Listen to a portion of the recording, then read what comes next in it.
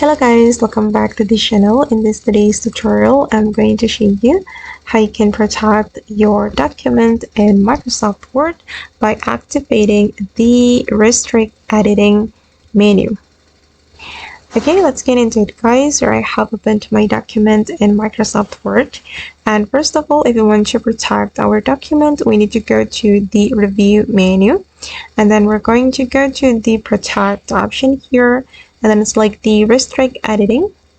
Okay, and we're going to restrict editing of this document.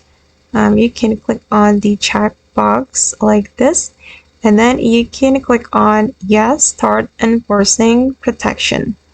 Okay, and then you can enter a password for your document.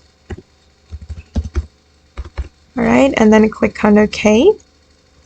All right, and after you set protection for this document, for anyone who wants to edit this document, they need to enter a password.